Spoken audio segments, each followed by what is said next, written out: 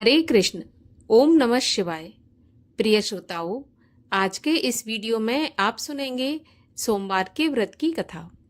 सोमवार का व्रत करने से सभी प्रकार की मनोकामनाएं पूर्ण होती हैं और भगवान शिव भी बहुत जल्दी प्रसन्न होते हैं। तो अगर व्रत किया है तो अत्यंत ही अच्छा है, लेकिन नहीं भी कर पाते किसी वजह से व्रत, तो कथा तो अवश्य ही सुननी चाहिए। कथा सुनने मात्र से ही भोलेनाथ प्रसन्न होते हैं और मन वांछित फल प्रदान करते हैं। तो कथा आरंभ करने से पहले आपसे अनुरोध है कि अगर अभी तक आपने चैनल को सब्सक्राइब नहीं किया है, पहली बार चैनल पर आए हैं, तो चैनल को सब्सक्राइब करके बेल आइकन पर क्लिक कर लीजिए और कथा अच्छी लगे तो लाइक अवश्य करिएगा। तो चलिए शुरू करते हैं सोमवार के व्रत की कथा। एक नगर में एक बहुत ही धनवान साहूकार रहता था। उसके घर में धन की कोई कमी नहीं थी, परंतु वह बहुत दुखी रहता था क्योंकि उसके कोई पुत्र नहीं था और इसी चिंता में दिन रात दुखी रहा करता था। पुत्र की कामना के लिए वह प्रत्येक सोमवार को शिवजी का व्रत और पूजन भी किया करता था। सायंकाल को भगवान शिव के मंदिर में जाता और दीपक जलाता। इस प्रकार से भगवान शिव की सेवा किया करता था। उसके इस भक्ति भाव को देखकर एक बार माता पार्वती ने भगवान शिव से कहा कि महाराज, ये साहूकार आपका बहुत ही अनन्य भक्त है, सदैव आपका व्रत और पूजन बड़ी श्रद्धा से करता है। आपको इसकी मनोकामना अवश्य पूरी करनी चाहिए। तब भगवान शिव बोले कि हे पार्वती, ये संसार तो कर्म क्षेत्र है।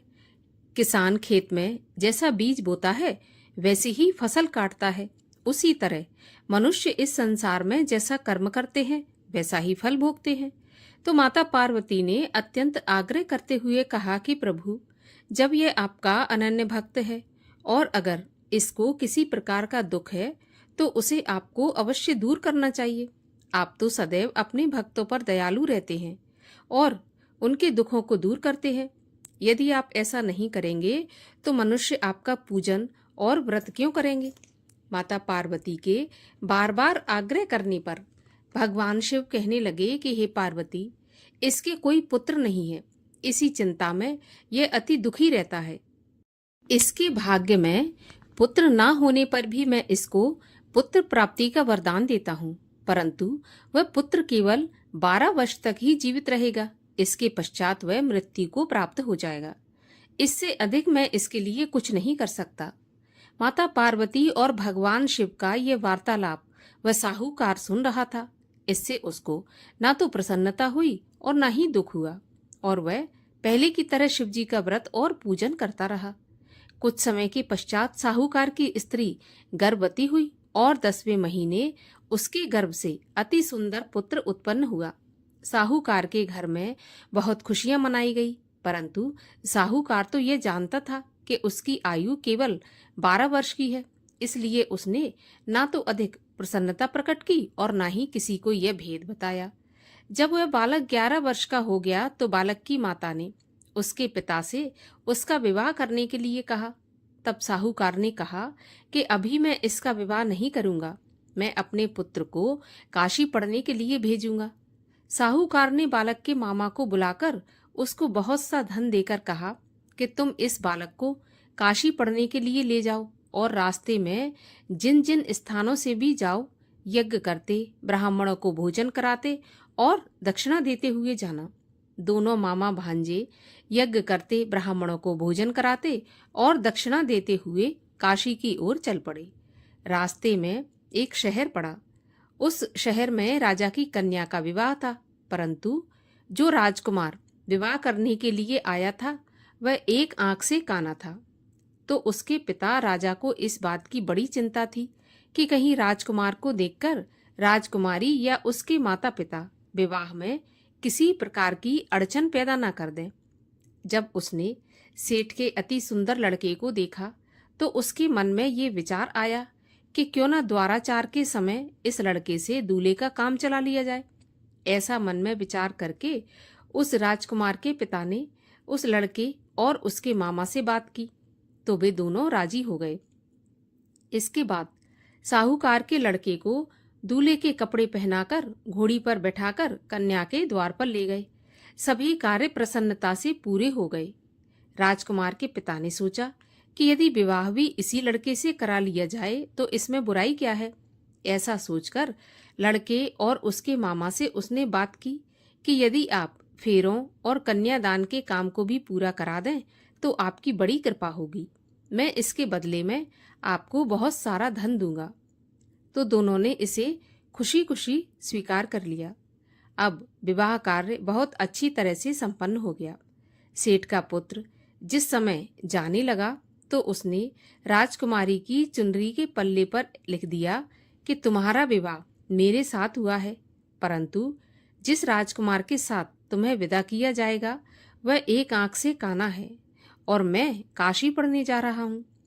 सेठ के लड़के के जाने के बाद राजकुमारी ने जब चुनरी पर ऐसा लिखा देखा हुआ पाया तो उसने कानी राजकुमार के साथ जाने से मना कर दिया। उसने अपने माता पिता को सारी बात बता दी और कहा कि ये मेरा पति नहीं है, मेरा विवाह इसके साथ नहीं हुआ और जिसके साथ मेरा विवाह हुआ है वह तो काशी पढ़ने चला गया। राजकुमारी के माता पिता ने अपनी कन्या को विदा नहीं किया और बारात वापस चली गई। उधर सेठ का लड़का और उसका मामा काशी पहुंच गए। वहां जाकर उन्होंने यज्ञ करना और लड़के ने पढ़ना शुरू कर दिया। जब लड़के की आयु 12 साल की हो गई उस दिन उन्होंने यज्ञ रच रखा था। लड़के ने अपने मामा से कहा कि मामा जी, आज मेरी तबीयत कुछ ठीक नहीं है। तो मामा ने कहा कि जाओ अंदर जाकर सो जाओ। तब लड़का अंदर जाकर सो गया और थोड़ी ही देर में उसके प्राण निकल गए। जब उसके मामा ने आकर देखा कि उसका भांजा तो मरा पड़ा है तो उसको बड़ा ही दुख हुआ, परंतु उसने सोचा कि अगर मैं अभी से रोना पीटना मचा दूंगा तो यज्ञ का काम अधूरा रह जाएगा। अतः उसने जल्दी से यज्ञ का कार्य समाप्त करवाकर ब्राह्मणों के जाने के बाद रोना पीटना मचा दिया। संयोगवश उसी समय शिव पार्वती उधर से जा रहे थे। जब उन्होंने जोर जोर से रोने की आवाज सुनी तो पार्वती जी कहने लगीं कि महाराज, कोई दुखिया रो रहा है, इसके कष्ट को दूर कीजिए। जब शिव पार्वती वहां पहुंचे तो उन्होंने पाया कि वहां पर एक लड़का मरा पड़ा था। माता पार्वती ने देखा तो वे कहने लगी कि महाराज, ये तो वही सेठ का लड़का है जो आपके वरदान से उत्पन्न हुआ था। तब शिव जी ने कहा कि पार्वती, इसकी आयु इतनी ही थी और ये भोग चुका। तब माता पार्वती कहने लगी कि महाराज, इस बालक को थोड़ी सी आयु और दे दो, नहीं तो इसके माता पिता तड़प तड़प कर मर जाएंगे। माता पार्वती के बार बार आग्रह करने पर भगवान शिव ने उसको जीवन का वरदान दे दिया। शिव जी की कृपा से लड़का जीवित हो गया। शिव और पार्वती कैलाश पर्वत पर चले गए। शिक्षा पूरी होने पर वह लड़का और उसका मामा उसी प्रकार यज्ञ करते, ब्राह्मणों को भोजन कराते और दक्षिणा देते हुए अपने घर की ओर चल पड़े। रास्ते में उसी शहर में आए जहां उस लड़के का वहां की राजकुमारी के साथ विवाह हुआ था। वहां पर जाकर उन्होंने यज्ञ आरंभ कर दिया। जब लड़के के ससुर अर्थात वहां के राजा ने उसको पहचान लिया और महल में ले जाकर उसकी बहुत आवभगत की, फिर बहुत से दास दासियों सहित आदर पूर्वक अपनी राजकुमारी और जवाई राजा को विदा कर दिया। जब वे अपने शहर के निकट आए तो मामा ने कहा कि मैं पहले तुम्हारे घर जाकर तुम्हारे माता पिता को खबर करके आता हूँ। जब उस लड़के का मामा घर पहुंचा तो वो क्या देखता है कि लड़के के माता पिता तो घर की छत पर बैठे थे और उन्होंने ये प्रण करके रखा था कि यदि हमारा पुत्र कुशलता के साथ लौट आया तो हम राजी खुशी नीचे आ जाएंगे, नहीं तो छत से गिरकर अपने प्राण दे देंगे। तब उस लड़के के मामा ने आकर जब यह समाचार सुना दिया कि आपका पुत्र आ गया तो उनको विश्वास नहीं हुआ। तब मामा ने शपथ पूर्वक कहा कि आपका पुत्र अपनी पत्नी और बहुत सारा धन साथ में लेकर आया है। तो फिर सेठ प्रसन्नता से भर उठा। सेठ सेठानी आनंद पूर्वक नीचे आए। बाहर आकर उन्होंने अपने पुत्र और उसकी पत्नी का भरपूर स्वागत किया और सभी लोग प्रसन्नता के साथ रहने लगे। जो भी कोई सोमवार के इस व्रत को धारण करता है अथवा इस कथा को पढ़ता या सुनता है, उसके सारे दुख दूर होकर उसकी समस्त मनोकामनाएं पूर्ण होती हैं और इस लोक में नाना प्रकार के सुख भोग कर अंत में सदा शिव के लोक को प्राप्त होता है। बोलिए भगवान शिव शंकर महादेव की जय। भगवान शिव की आरती। ओम जय शिव ओमकारा स्वामी हर शिव ओमकारा ब्रह्मा विष्णु सदा शिव अर्धांगी धारा।